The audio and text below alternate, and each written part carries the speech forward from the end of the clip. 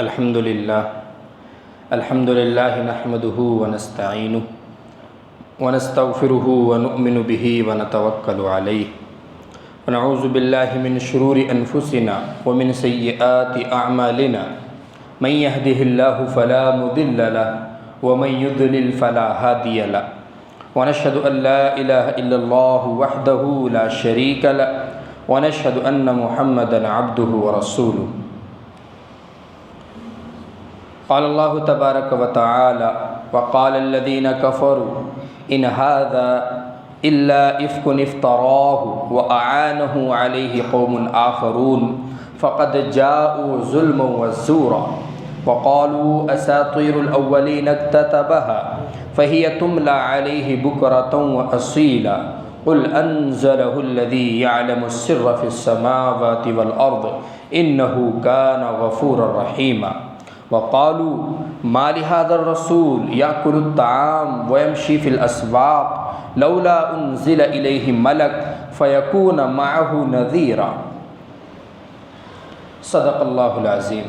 معزز مصلیان اعظام، سامعین کرام، سورہ فرقان کی آیات نمبر 1، 2 اور 3 زیر بحث آ چکی ہیں، اور جیسا کہ آپ کو ابتداءً یہ بات بتلائی گئی تھی کہ اس صورت میں اللہ تبارک و تعالیٰ نے قرآن کی عظمت، اپنی بزرگی، حضور پاک صلی اللہ علیہ وسلم کی جو ایک ذات قابل ستائش ہے، نبوت جو آخری رسول بنا کر بھیجے گئے ہیں، اور اس میں جو تعمیم ہے، نبی پاک صلی اللہ علیہ وسلم کا جو درجہ ہے، آپ صلی اللہ علیہ وسلم کا جو مقام ہے، اس کا بیان ہے، اور کفار کے بیجا اعتراضات کے جوابات ہیں.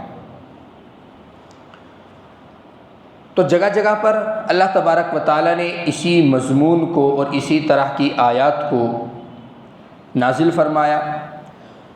پچھلی 3 آیات میں اللہ تبارک و تعالیٰ کی حضور پاک صلی اللہ علیہ وسلم کی بزرگی اور بڑائی کا بیان، اس کے بعد نبی پاک صلی اللہ علیہ وسلم کی نبوت کی تعمیم کا بیان، اس کے بعد نبی آخر الزماں صلی اللہ علیہ وسلم کے آخری نبی ہونے کا بیان، اور پھر اخیر میں کفار نے، مشرکین نے معبود حق کو چھوڑ کر جو معبودان باطلہ کو اختیار کیا تھا ان پر تردید کی گئی تھی. اب آگے اللہ تبارک و تعالیٰ ان کے ایک قول کو ذکر فرما رہے ہیں، اور ایسا قول جو بالکل جھوٹ ہے، ایسا قول جو بالکل مردود ہے، ریجیکٹڈ ہے، جس کے نہ کوئی سر ہے نہ کوئی پیر ہے، ایسی بات وہ کہتے تھے. اور ایسا نہیں کہ وہ جانتے نہیں تھے، جھٹلاتے تھے تکبر کرتے ہوئے، جھٹلاتے تھے اپنے آپ کو بڑا سمجھتے ہوئے، جھٹلاتے تھے نبی پاک صلی اللہ علیہ وسلم کو تکلیف دینے کی غرض سے. چنانچہ وہ کیا کہتے تھے؟ وقال الذین کفروا، اور کافروں نے کہا. یہ بات بھی انہوں نے کہی، جہاں پر اور بہت ساری بیجا باتیں وہ کہتے تھے، وہاں پر یہ بھی کہا ان ھذا الا افک افتراہ، یہ جو کلام یہ پیش کرتا ہے یہ جھوٹ ہے، نعوذ باللہ، بہتان ہے، جس کو اس نے خود ہی گھڑ لیا ہے، اپنے سے بیٹھ کر بنا لیا. وَأَعَانَهُ عَلَيْهِ قَوْمٌ آخَرُونَ، اور دوسرے لوگوں نے اس کی مدد کی ہے اس بنانے میں. دوسرے کون لوگ ہیں؟ وہ پہلے یہود، پہلے نصارہ جن کو کتاب دی گئی تھی، ان کی کتابوں سے چونکہ ان کو علم تھا. اب کچھ یہود اور کچھ نصارہ مسلمان ہو گئے تھے، تو ان کا کہنا یہ تھا کہ جب وہ مسلمان ہوئے تو اپنی پہلے کتابوں کی نالج کو حضور کے سامنے انہوں نے پیش کیا، اور پیش کر کے جو جو اچھی باتیں نظر آئیں پھر ان کو اس نے ان سے لکھوا لیا، اور لکھوا کر پھر یاد کر کے یہ ہمارے درمیان بیان کرنے لگا. بتائیے کتنا زبردست دماغ کا استعمال کیا. یعنی کہ الزام لگانے میں اگر کوئی شخص پرفیکٹ ہے تو اس پر اعتراضات کرنے والے بھی لوگ کھڑے ہو جاتے ہیں، پھر اس اعتراض کے جوابات بھی اس کو دینے پڑتے ہیں، یعنی ایک جھوٹ پر 70 جھوٹ بولنے پڑتے ہیں. تو یہی یہاں پر ہوا. اب لوگوں نے کہا کہ آپ یہ الزام نہیں لگا سکتے کہ انہوں نے قرآن کو گھڑا ہوگا. تمام کے تمام لوگ آپ کی اس بات کو ریجیکٹ کر دیں گے، کیونکہ یہ تو امی ہیں، اپنے ہاتھ سے تو لکھ نہیں سکتے، پہلی کتابوں کو پڑھتے بھی نہیں ہیں کیونکہ امی ہے. امی تو وہ ہے جو باقاعدہ کسی سے نہ پڑھے نہ لکھے. تو پھر انہوں نے ایک اور آئیڈیا اختیار کیا کہ ہاں ان کے پاس جو یہود و نصارہ آتے ہیں، اعانہ علیہ قوم آخرون، ان لوگوں نے حضور کی مدد کی ہے. فقد جاءوا ظلما وزورا. تو اللہ تبارک و تعالیٰ ان کے تمام اعتراضات کا جواب سمپل سا دیتے ہوئے فرماتے ہیں کہ انہوں نے بہت ہی ظلم گھڑا ہے اور بہت ہی بڑا بہتان باندھا ہے. اتنا بڑا بہتان باندھا ہے جس کو یہ خود بھی یقین نہیں کر پا رہے ہیں. پھر آگے دوسرا اعتراضات انہوں نے کیا، وقالو اساطیر الاولین اکتتبھا، پہلے لوگوں کے من گھڑت قصے ہیں. قرآن میں ایک بھی آیت ایسی نہیں ہے جو منزل من السماء ہے، جو جبرائیل علیہ السلام کے ذریعے سے آئی ہے. ایک بھی آیت ایسی نہیں. تو پھر کیا ہے؟ اب کچھ لوگوں نے کہا کہ پہلے لوگوں کے قصے ہیں. پہلے لوگوں کے اگر قصے سنا رہا ہے تو اس کے لیے تو بکس چاہیے، انسان کا پڑھا لکھا ہونا چاہیے، نقل کے لیے بھی تو عقل چاہیے. اگر کوئی شخص کسی کی تحریر کو جھوٹا کہتا ہے یا کوئی شخص کسی کی تحریر کو کاپی پیسٹ مار کے اپنے نام سے شائع کرتا ہے، اس کو آگے چلتا کرتا ہے، تو اس کے لیے بھی تو عقل چاہیے، پڑھا لکھا ہونا چاہیے، اس کے لیے بھی پرفیکشن چاہیے. تو پھر ان لوگوں نے کہا اکتتبھا، لکھوا لیا کسی سے. ایسا ہو سکتا ہے کہ کسی سے لکھوا لیا ہو. اچھا چلو لکھوا لیا تو خالی لکھوانے سے تو وہ بات یاد نہیں رہتی، یہ تو ایک دم معظم اور منظم طریقے سے سنا رہا ہے اور ان کو سن کر لوگوں کے دلوں پر اثر بھی ہو رہا ہے. اس کا کیا جواب دو گے؟ پھر انہوں نے ایک اور سوال گھڑا، فَهِيَ تُمْلَى عَلَيْهِ بُكْرَةً وَأَصِيلًا، کہ جو لکھنے والے ہیں، جن لوگوں نے کلام پاک من گھڑت طریقے پر اس کو لکھ کر دیا ہے، وہ اس کے پاس کھڑے ہو کر سناتے ہیں اس کو صبح شام، تاکہ سن کر یہ یاد کر لے، اور سن کر جو چیز یاد کی جاتی ہے اس میں فلوئنسی آ ہی جاتی ہے. تُمْلَى عَلَيْهِ بُكْرَةً وَأَصِيلًا، پھر اس کے پاس وہ چیزیں پڑھی جاتی ہیں صبح و شام. یہ انہوں نے اعتراض ایک گھڑا. اللہ تبارک و تعالیٰ فرماتے ہیں اتنی زیادہ بکواس کرنے کی ضرورت کیا ہے؟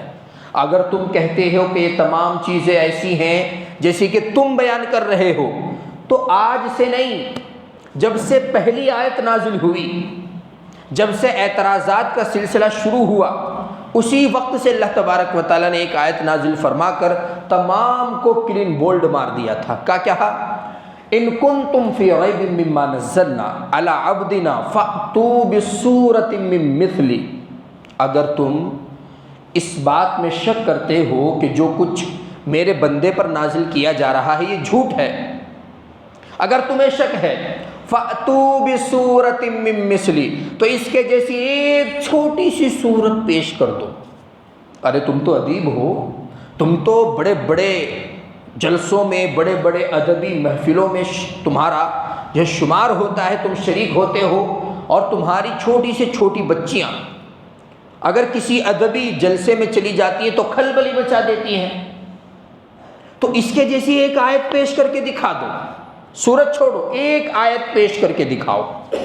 اب یہ ایک ایسا چیلنج تھا کہ اس کو ایکسیپٹ کریں تب بھی بے عزتی، اور اس کو ریجیکٹ کریں تب بھی بے عزتی. اگر قبول کریں تو پیش کر کے دکھاؤ، پیش جو کیا ہے اس کو پڑھ کے دکھاؤ، اور اگر اس کو انکار کریں تو پھر تم اپنے فصیح اور بلیغ ہونے کا دعویٰ پیش نہیں کر سکتے.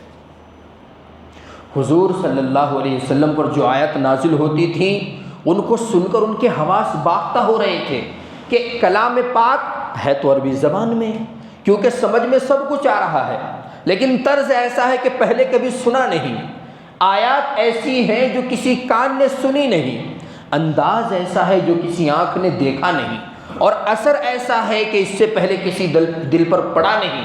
یہ ہے کیا چیز؟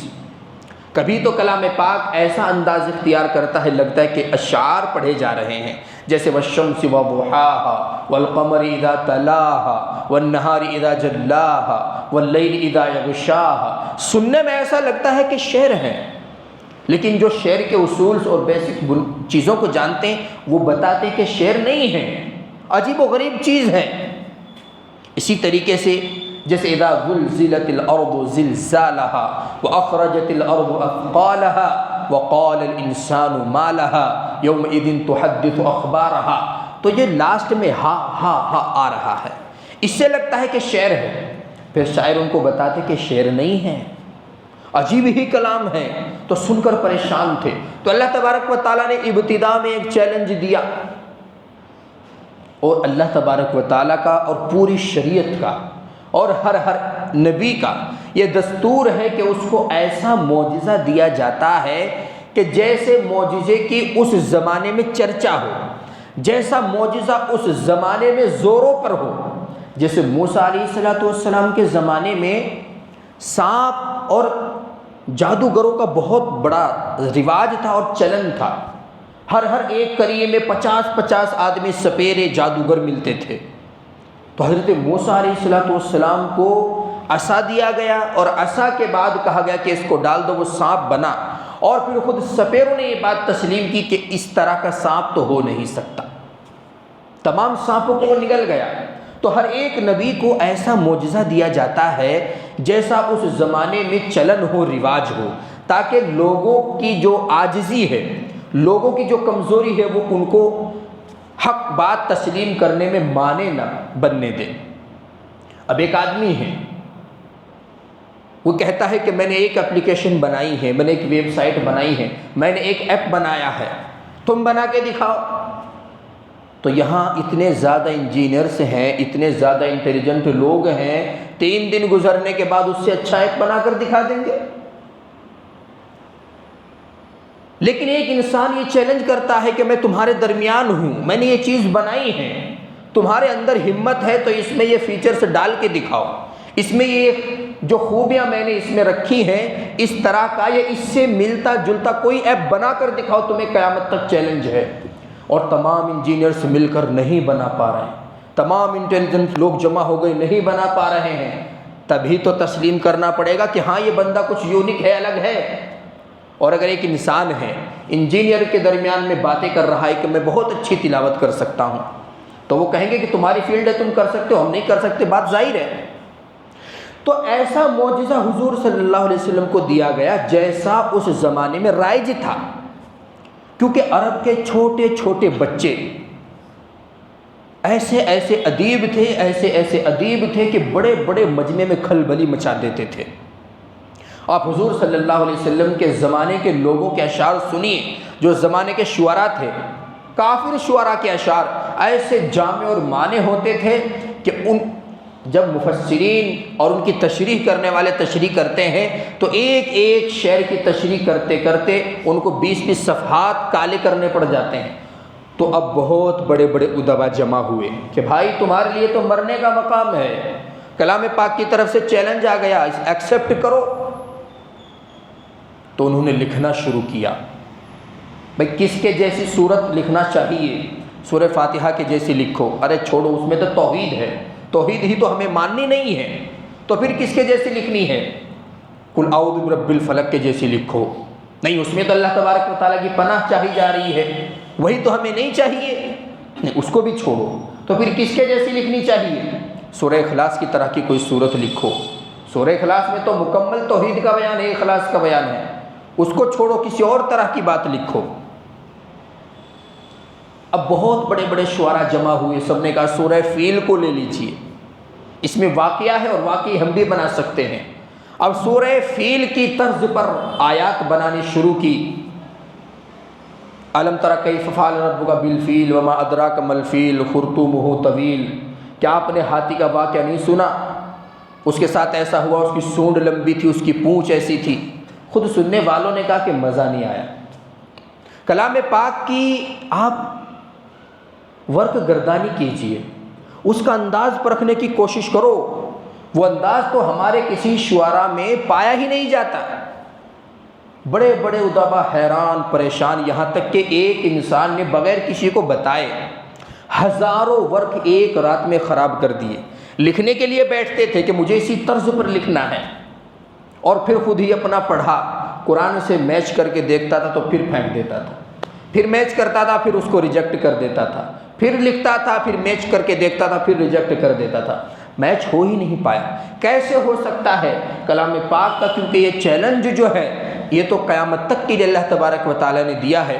تو یہاں پر ان لوگوں کا جو اعتراض تھا کہ یہ تو پہلے لوگوں کے گھڑے ہوئے قصے ہیں، تو اللہ تبارک و تعالیٰ نے ان کو یہی کہا ہے کہ اگر گھڑے ہوئے قصے ہیں تو تم بھی گھڑ دو۔ حضور تو امی ہے، کسی کی کتاب انہوں نے نہیں پڑھی، کوئی دنیا میں ان کا معلم نہیں ہے۔ تمہارے تو معلم ہیں، تم تو پڑھے لکھے ہو، تم نے تو ادب میں پی ایچ ڈی کر رکھی ہے، تم لکھ دو۔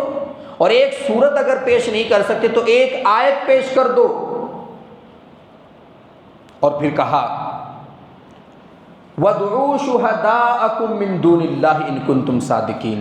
اور سنو، کسی ایک کو چیلنج نہیں ہے، ٹیم ورک کر کے دیکھ لو، بڑے بڑے ادبا شعراء ادھر جمع ہو جاؤ، ادھر جمع ہو جاؤ، ٹیم بنا لو، اور پھر اس ٹیم میں جو رزلٹ نکلے وہ ذرا دکھاؤ وہ کلام پاک کی طرح کا ہو سکتا ہے کہ نہیں۔ سب نے کیا، لیکن ایک ٹیم والے دوسری ٹیم کا کام ریجیکٹ کر رہے تھے اور دوسری ٹیم والے تیسری ٹیم کا کام ریجیکٹ کر رہے۔ کلام پاک کے جیسے آج بھائی لکھی نہیں جا رہی ہے، اور سب ایک دوسرے کو کوس رہے ہیں، اپنے آپ کو اپنے اندر گالیاں دے رہے ہیں۔ یہ ہو کیا گیا ہم کو؟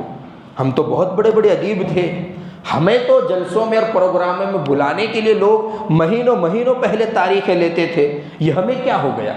تو ایسا چیلنج کلام پاک میں اللہ تبارک و تعالیٰ نے دیا کہ رہتی دنیا تک کے لیے ایک مثال بن گیا۔ اور یہ ایک ایسا چیلنج ہے کہ جس کو سن کر تقریباً اسی زمانے کے 40% لوگ دائرہ اسلام میں آئے، صرف اسی ریزن کی وجہ سے کہ اگر کلام پاک نے یہ چیلنج دیا اور اس کو کوئی پورا نہیں کر پا رہا ہے، فن القرآن حق، اس کا مطلب یہ کہ قرآن کریم حق ہے، اس کو قبول کرنا چاہیے۔ اور آج بھی بہت سے لوگ ہیں غیر مسلم ہیں، یہ الگ بات ہے، دائرہ اسلام میں داخل کھلا طور پر نہیں ہوتے، لیکن جو کلام پاک کی خوبیاں ہیں اگر صحیح طرز پر مسلمان اس پر عمل کر کے اپنا کردار پیش کریں تو وہ تعریف کرنے پر مجبور ہو جاتے ہیں۔ تو کلام پاک میں اللہ تبارک و تعالیٰ نے کہا کل، اے نبی کہہ دیجئے، انزلہ الذی یعلم السر فی السماوات والارض، ارے کلام پاک کو تو ایسی ذات نے نازل کیا جو آسمان و زمین کی ظاہر اور باطنی تمام چیزوں کو جانتی ہے، ایسی ذات نے نازل کیا، اس کا مقابلہ نہیں کر سکتے، اور مقابلے کے لیے تم کو چیلنج دے دیا گیا ہے، جب بھی تمہارا من کرے لکھ کر لے آنا اور میچ کر لینا۔ انہ کان غفور الرحیم۔ اور دراصل بات یہ ہے کہ اللہ تبارک و تعالی ان کی ان ایسی حرکتوں کو دیکھ کر بھی عذاب نازل نہیں فرما رہے ہیں۔ کیوں؟ انہ کان غفور الرحیم، اس لیے کہ وہ بڑے مغفرت کرنے والے ہیں، رحم کرنے والے ہیں، اس لیے مہلت دے رہے ہیں کہ ہو سکتا ہے حق بات کو سمجھنے میں تھوڑا وقت لگے لیکن سمجھ آ جائے، ہو سکتا ہے ان کا عناد مہینے 2 مہینے کے بعد رک جائے، اور کچھ لوگوں کا رکا بھی، کچھ لوگ ہدایت یافتہ ہوئے بھی، کچھ لوگ دائرہ اسلام میں آئے بھی، اور ایسے لوگ آئے جن کی وجہ سے اسلام کو بہت فائدہ پہنچا۔ لیکن اللہ تبارک و تعالیٰ کا جو چیلنج ہے بہرحال وہ آج تک ہے۔ تیسرا اعتراض ان کا، قالوا ما لهذا الرسول یاکل الطعام ویمشی فی الاسواق، ارے اس نبی کو تو دیکھو، نبوت کا دعویٰ کرتا ہے حالانکہ یہ تو کھانا بھی کھاتا ہے، ویمشی فی الاسواق، اور اپنی ضرورتوں کو پورا کرنے کے لیے گھر کا ساز و سامان لینے کے لیے مارکیٹ میں بھی جاتا ہے۔ تو ان کا نظریہ یہ تھا کہ ایسا رسول ہونا چاہیے جس کو کھانے پینے کی پرواہ نہ ہو، کھانے پینے سے بے نیاز ہو، اور اگر کھانے پینے کی ضرورت پڑے تو لولا انزل الیہ ملک فیکون معہ نذیرا، یا پھر ایسا ہوتا کہ اس کے پاس یا اس کے ساتھ ایک فرشتہ ہوتا جو ہمیں ساتھ میں یہ بتاتا پھرتا کہ بھئی یہ نبی ہے، آخری نبی ہے، ان کو تسلیم کرو، فیکون معہ نذیرا، ان کے ساتھ مل کر وہ ہمیں ڈراتا۔ مطلب یہ کیسا سوال ہے، کیسا اعتراض ہے؟ اگر حضور صلی اللہ علیہ وسلم کی نبوت کو منوانے کے لیے کسی فرشتے کا سہارا لیا جاتا تو ڈائریکٹ فرشتہ ہوئی کو نہ نبی بنا دیا جاتا، پھر حضور صلی اللہ علیہ وسلم کی ضرورت کیا تھی؟ اعتراض کا دوسرا پہلو، او یلقا الیہ کنز، یا ان کے پاس بہت سارا خزانہ سونا چاندی ایسے ہی پھینک دیا جاتا، ڈال دیا جاتا آسمان سے، تاکہ ان کو پھر کھانے پینے کی ضرورت اس حساب سے نہ رہے کہ مجھے معاش کی فکر ہو رہی ہے، کہاں سے مجھے کھانا ہے، کہاں سے پینا ہے، مطلب بہت زیادہ مالدار ان کو ہونا تھا۔ او تکون لہ جنت یاکل منہا، یا پھر ان کا کوئی باغ ہوتا جس سے یہ کھاتے پیتے، مطلب بہت زیادہ مالدار ہوتے۔ وقال الظالمون ان تتبعون الا رجلا مسحورا، اور پھر آخر میں ظالمین نے کیا کہا کہ بھائی تم تو ایک ایسی انسان کی اتباع کر رہے ہو جس کو سحر ہو گیا ہے، جس کی عقل نے کام کرنا نعوذ باللہ بند کر دیا ہے۔ آخر میں انہوں نے یہ نتیجہ نکالا۔ تو بھلا بتائیے، اللہ تبارک و تعالیٰ فرماتے ہیں انظر، اے نبی، ان پر طنز کرتے ہیں، جس کو ہم کہتے ہیں نا کہ سلوٹ لے رہے ہیں، چٹکی میں اللہ تبارک و تعالیٰ ان پر طنز کر رہے ہیں، ان کا مذاق اڑا رہے ہیں۔ انظر، اے میرے حبیب، دیکھیے ان عقل کے اندھوں کو، کیف ضربوا لک الامثال، آپ کے بارے میں کیسی کیسی باتیں کر رہے ہیں، آپ کو سمجھنے کی کوشش ہی نہیں کر رہے ہیں۔ فضلوا، گمراہ ہو گئے، فلا یستطیعون سبیلا، اور اگر ان کی یہی حالت رہی، اسی طرح عناد ان کے دلوں میں گھسا رہا، تو کبھی بھی یہ راستہ نہیں پا سکتے۔ آج کل آپ دیکھیے ہمارے معاشرے میں قالوا ما لهذا الرسول یاکل الطعام، آیت نمبر 7 جو ابھی انہوں نے اعتراضات کیے ہیں کہ اس نبی کو کیا ہو گیا، یہ کھانا بھی کھاتا ہے، بازاروں میں بھی گھومتا ہے، اس کے پاس کوئی فرشتہ کیوں نہیں آتا جو ہمیں بھی دکھتا، پھر ہم تصدیق کرتے۔ اسی طرح کے اعتراضات اس زمانے میں بھی کچھ لوگ، اور وہ لوگ جو کافر نہیں ہیں، وہ لوگ کرتے ہیں جو مسلمان ہیں، اور رات دن اللہ اللہ اور رسول اللہ کا نام گنگناتے ہیں، تسبیحات پڑھتے ہیں۔ وہ لوگ کرتے ہیں ائمہ پر، علماء پر، صلحاء پر، صوفیاء پر، کہ امام صاحب اچھے نہیں ہیں۔ کل بھی میں نے دیکھا ادھر ہی مارکیٹ میں گھوم رہے تھے، پرسوں میں نے دیکھا وہ شیواجی نگر گھوم رہے تھے، پھر میں نے دیکھا وہ تلک نگر کے ہوٹل میں بیٹھے کھانا کھا رہے تھے۔ مطلب ان لوگوں کا ایسا لگتا ہے کہ ایک امام ایسا ہونا چاہیے کہ وہ بالکل اپنی ضروریات سے قطع نظر کرتے ہوئے اپنے گھر جائے، گھر سے مسجد آئے، پھر مسجد سے گھر جائے، پھر گھر سے مسجد آئے، تاکہ اس کو 35 سال تک پہنچتے پہنچتے شوگر کی بیماری ہو، اور پھر جب اس کی شوگر کی بیماری بڑھ جائے پھر اس کی کڈنیاں خراب ہو جائیں، اور پھر جب کڈنیاں خراب ہو جائیں تو طرح طرح کی بیماریاں پھیل جائیں، اور پھر مساجد میں ان کے لیے چندے ہوں۔ یہی ہوتا ہے، اور بہت سے لوگ اس پر عمل بھی کرتے ہیں۔ اعتراضات سے بچنے کے لیے، کسی بھی اختلافات کو بڑھاوا نہ دینے کے لیے اس پر عمل بھی کرتے ہیں۔ بہت تقوی طہارت کے ساتھ زندگی گزارنا چاہتے ہیں مسلیان کو دکھانے کے لیے، کیونکہ جہاں پر ہے وہاں پر اچھا نظام ہے، وہاں سے نکال دیا گیا تو نعوذ باللہ پھر ایسی جگہ شاید نہ ملے، تو ان کو خوش کرنے کے لیے اسی طرح کی حرکتیں کرتے ہیں کہ مسجد سے گھر، گھر سے مسجد، مسجد سے گھر، گھر سے مسجد، اور اتنی سست رفتار کے ساتھ چلتے ہیں تاکہ بزرگیت اور زیادہ ظاہر ہو۔ حضرت عمر کے زمانے میں چل سکتا تھا کوئی اس رفتار سے؟ پیچھے سے کوڑا لگتا تھا۔ ان کے زمانے میں آہستہ چلنے کی اجازت صرف عورت کو تھی اور بیمار آدمی کو تھی۔ ایک صاحب آہستہ سے چلنے لگے، پیچھے سے کوڑا لے کر آ گئے، بیمار ہے نہیں تو پھر تیز کیوں نہیں چلتا، میڈیم رفتار سے چلو۔ تو یہ اس زمانے کا تصور ہے، کہیں نہ کہیں اسی تصور سے میچ کھاتا ہے۔ تو اس طرح کے پریشر میں زندگی گزارنا چاہتے ہیں، وہ طرح طرح کی بیماریوں میں گھرے رہتے ہیں، پریشان رہتے ہیں، اور پھر جب حضرت کو شوگر ہو گیا، حضرت بیماریوں میں مبتلا ہو گئے، تو پھر حضرت کی ریٹائرمنٹ کا اعلان آ گیا، پھر نئے امام آ گئے، پھر وہ ان کے ساتھ وہی رویہ۔ تو یہ طرز جو ہے بالکل انہی کافروں کے جیسا طرز ہے جو انہوں نے نبی کریم صلی اللہ علیہ وسلم کی نبوت کو نہ ماننے کی غرض سے کیا تھا۔ ایک انسان ہے، اگر وہ ایک بلند عہدے پر فائز ہے اور آپ اس سے چاہتے ہیں کہ دین کا اعلیٰ سے اعلیٰ کام لے، تو ذمہ داری بنتی ہے کہ اس کو اعلیٰ سے اعلیٰ سہولیات فراہم کریں، اس کو ایسی ایسی باتوں کی ہم نالج دیں، اس کو ایسی ایسی باتوں کا علم ہونا چاہیے، نہیں ہے تو خود انتظامات کریں۔ جس چیز کا اس کو علم نہیں ہے، وہ آپ کو دین کا علم تبھی دے سکتا ہے جب مکمل طریقے پر اس کو دنیا کا علم حاصل ہوگا۔ یہ بہت خطرناک بات کہہ دی۔ مکمل دین کی جانکاری وہی شخص دے سکتا ہے جس کو ماحول کے بارے میں مکمل جانکاری ہو۔ اسی لیے دارالافتاء سے جو مفتیان کرام فارغ ہوتے ہیں تو فرسٹ کنڈیشن کیا رہتی ہے؟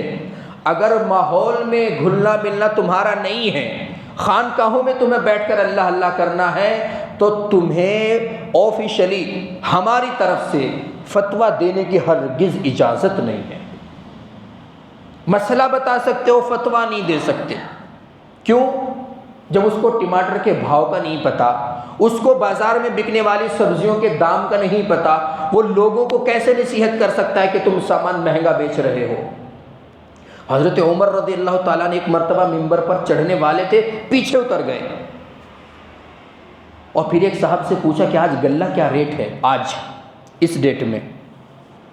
انہوں نے بتایا اور سن کر پھر خطبہ دینے لگے۔ بعد میں اسی شخص نے معلوم کیا، یا امیر المؤمنین، ایک بات تھوڑی عجیب سی مجھے لگ رہی ہے، اگر آپ کی اجازت ہو تو پوچھوں؟ کہا بالکل پوچھو۔ آج آپ خطبہ دینے سے پہلے ایسی کیا ضرورت پیش آ گئی تھی کہ آپ نے مجھ سے غلے کا ریٹ معلوم کر لیا اور خطبے میں غلے کا ذکر نہیں آیا؟ کہنے لگے کہ لوگ مجھے اپنا امیر مانتے ہیں، اگر کسی نے ممبر پر جب میں کھڑا ہوا تھا مجھ سے غلے کے ریٹ معلوم کر لیے اور مجھ سے یہ پوچھ لیا کہ آپ تو امیر المؤمنین ہیں، تو آپ کو اگر آج کسی کے بارے میں فیصلہ کرنا پڑ جائے، غلے کا فیصلہ کرنا پڑ جائے، بیت المال سے کسی کو دینا پڑ جائے، کسی سے لینا پڑ جائے، تو میں کیا جواب دیتا؟ تو جس چیز میں مجھے علم نہیں ہے اور وہ دنیا سے تعلق رکھتی ہے تو پھر میں دین کو بھی مکمل طریقے پر پہنچا نہیں سکتا۔ تو دنیا کا علم بھی ہونا بہت ضروری ہے۔ اسی طریقے سے آگے اللہ تبارک و تعالیٰ نے فرمایا، تبارک الذی ان شاء جعل لک، اے عقل کے اندھو کم بختی مارو سنو، بزرگ اور پاکیزہ اور بلند و بالا ہے وہ ذات جس نے ان کو نبی بنایا۔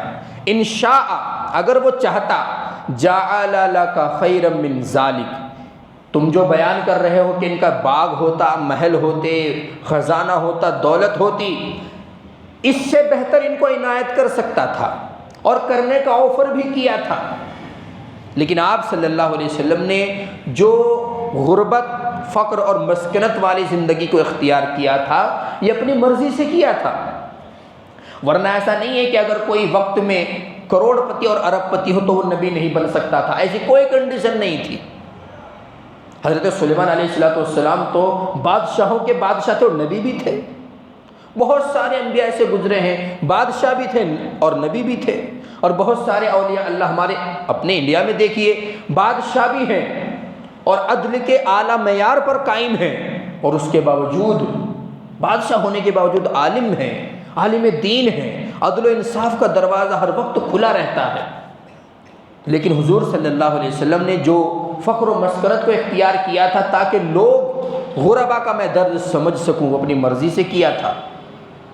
تو اگر اللہ تبارک و تعالیٰ چاہتا تمہاری بیان کردہ اور تمہاری ڈیمانڈ سے بہتر ان کو دے دیتا، لیکن اللہ تبارک و تعالیٰ کو مصلحتاً یہ منظور نہیں ہوا، اور ایسے باغ دیتا، جنات تجری من تحتها الانہار، باغ دینے کے ساتھ ساتھ ایسا ویو بناتا جو شملہ کا نہیں ہے، جو کشمیر کا نہیں ہے، اور جو ہمارے بنگلور کی اچھی اچھی جگہوں کا نہیں ہے، ایسا منظر پیش کرتے، اور پھر ان کے درمیان حضور کا محل ہوتا۔ ایسا بنا سکتے تھے لیکن نہیں بنایا۔ وَيَجْعَلْ لَكَ قُصُورًا، شاندار محل قائم کر سکتے تھے اللہ تبارک و تعالیٰ اپنے حبیب کے لیے۔ ارے جس کے صدقے میں پوری دنیا بنی ہے اس کے لیے ایک مکان نہیں بنا سکتے تھے؟ لیکن صحیح بات یہ ہے، بل کذبوا بالساعہ، اتنی جرأت کے ساتھ یہ جو الزام پر الزام لگائے جا رہے ہیں، باتوں پر باتیں بنائے جا رہے ہیں، اصل بات یہ کہ کذبوا بالساعہ، انہوں نے آخرت پر یقین ہی نہیں رکھنا ہے، یہ آخرت کو مانتے ہی نہیں۔ اگر کوئی شخص کسی چیز کا اقرار ہی نہ کرے، کسی چیز کو مانے ہی نہیں، اس چیز کا ذکر تو اس کے یہاں بالکل ایک دم بیکار ہے۔ تو ان کے دماغ میں آخرت کا تصور آ ہی نہیں رہا ہے فی الحال۔ وَأَعْتَدْنَا لِمَنْ كَذَّبَ بِالسَّاعَةِ سَعِيرًا، اور قیامت کو جھٹلانے والوں کے روز محشر سخت گرفت ہوگی، ان کو بخشا نہیں جائے گا، کیونکہ جو آخرت کا انکار کر رہا ہے گویا کہ وہ ڈائریکٹ اللہ تبارک و تعالیٰ کا، ان کی تعلیمات کا، حضور صلی اللہ علیہ وسلم کا، آپ کی نبوت کا اور آپ کی تعلیمات سب کا انکار کر رہا ہے۔ اور جو کھلم کھلا ان تمام چیزوں کا انکار کرے تو اعتدنا ہم نے تیار کر رکھی ہے لمن کذب بالساعہ قیامت کو جھٹلانے والوں کے لیے سعیرا آگ جہنم کی۔ تو اے نبی، اور وہ آگ کیسی ہوگی؟ اب اس کی کیفیت بھی سن لیجئے۔ اذا رأتهم من مکان بعید، جب وہ آگ ان کو دور سے دیکھے گی، سمعوا لها تغیظا وزفیرا، تو اس آگ کے اندر ایک اس طرح کا شور اور غل ہوگا کہ اس کو سن کر، داخل ہو کر نہیں، صرف اس کی گرج کو سن کر، اس کی کڑک کو سن کر ان کے کلیجے پھٹ پڑیں گے۔ سمعوا لها تغیظا وزفیرا، شور و غل کی آواز سنیں گے۔ جیسے کہیں پر کوئی آفت آئی ہوئی ہوتی ہے، لیکن کوئی انسان ادھر امن والے جگہ پر کھڑا ہو کر اس طرف کے ماحول کو دیکھتا ہے تو چیخ و پکار کی آواز آتی ہے۔ ادھر باڑھ آ رہی ہے تو ادھر کے لوگ چیخیں گے، چلائیں گے، ادھر جو محفوظ لوگ ہیں وہ دیکھیں گے، ویڈیو بنائیں گے۔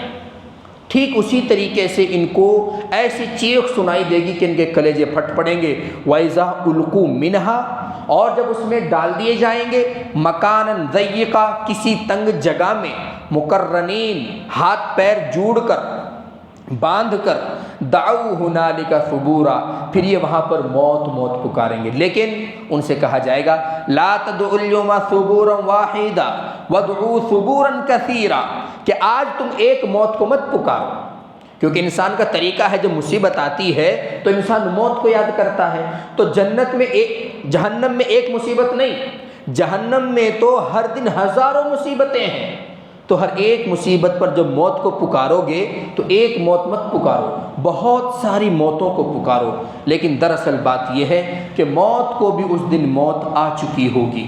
لا تدعوا اليوم ثبورا واحدا وادعوا ثبورا کثیرا، آج تم ایک موت کو مت پکارو، آج تم بہت ساری موتوں کو پکارو، کیونکہ تم نے نبی صلی اللہ علیہ وسلم کا دل دکھایا، ان کی تعلیمات کو جھٹلایا، نبی پاک صلی اللہ علیہ وسلم کا مذاق بنایا، دین کو ماننے والوں کا استہزاء کیا، دین پر جو لوگ چلنے کی کوشش کرتے تو ان کا مذاق اڑایا، تو اب تمہارے لیے سزا یہی ہے جو تمہیں نظر آ رہی ہے۔ بہت لمبی تفصیل ہے، اور سورہ فرقان کے اختتام میں بھی ابھی کافی آیتیں باقی ہیں۔ انشاءاللہ پھر اگلے سیشن میں اللہ تبارک و تعالیٰ نے کیسے پھر حضور صلی اللہ علیہ وسلم کو تسلی دی، کیسے پھر ان کم وقتوں کو دوبارہ سے پھر آخری چانس اور وارننگ دی ہے، اور کیسے اللہ کے رسول صلی اللہ علیہ وسلم کا ساتھ دینے والوں پر ان آیات کی بارش کی ہے اور وعدے کیے ہیں، انشاءاللہ وہ اگلے تھرسڈے۔ اللہ تبارک و تعالیٰ عمل کی توفیق عطا فرمائے۔ اللہم صلی علی سیدنا و مولانا محمد وبارک وسلم۔ ربنا ظلمنا انفسنا وان لم تغفر لنا وترحمنا لنکونن من الخاسرین۔ مولا کریم ہم سب کے تمام صغیرہ کبیرہ گناہوں کو معاف فرما۔ مولا کریم کلام پاک کی تعلیمات کو عام کر کے اس پر عمل کرنے کی توفیق عطا فرما۔ مولا کریم نبی پاک صلی اللہ علیہ وسلم سے اپنے جانوں سے زیادہ محبت عطا فرما۔ مولا کریم نبی پاک صلی اللہ علیہ وسلم کی سنتوں کو زندہ کرنے والے بنا۔ مولا کریم ایمان پر مر مٹنے کا شوق اور جذبہ عطا فرما۔ مولا کریم جو بیمار ہیں سبوں کو شفا عطا فرما۔ مولا کریم جو اس دنیا فانی سے رخصت ہو چکے ہیں سبوں کی قبروں کو نور سے منور فرما، قبر میں کروٹ کروٹ چین سکون نصیب فرما۔ مولا کریم جو لوگ اسلام کے مخالف ہیں ان کو ہدایت تام عطا فرما، اسلام کی سمجھ عطا فرما۔ مولا کریم ان کو ہدایت عطا فرما۔ مولا کریم جہاں بھی جس علاقے میں بھی آپ کے نام لیوا ہیں مولا کریم ان سب کی حفاظت فرما۔ ہمارے مدارس، مساجد، خانقاہوں کی تبلیغی جماعتوں کی حفاظت فرما۔ مولا کریم اس مجلس میں جتنے بھی آپ کے سامنے ہاتھ اٹھائے ہوئے ہیں مولا کریم آپ کا ذکر سننے، کلام پاک کی تفسیر، آیات کا ترجمہ سننے کے لیے بیٹھے ہیں، جمع ہوئے ہیں، مولا کریم جو کچھ پڑھا ہے اس پر عمل کرنے کی توفیق عطا فرما، جو کچھ سنا ہے اس کو اپنی زندگیوں میں شامل کرنے کی توفیق عطا فرما۔ مولا کریم دین اسلام سے، اس کے احکامات سے، مسائل سے، دلائل سے، کلام پاک سے مولا کریم اس کی تلاوت سے سچی محبت عطا فرما۔ مولا کریم ہماری دعاؤں کو نبی اکرم صلی اللہ علیہ وسلم کے صدقہ طفیل میں قبول فرما۔ صلی اللہ تعالی علی خیر خلقہ محمد وعلی آلہ واصحابہ اجمعین برحمتک یا ارحم الراحمین۔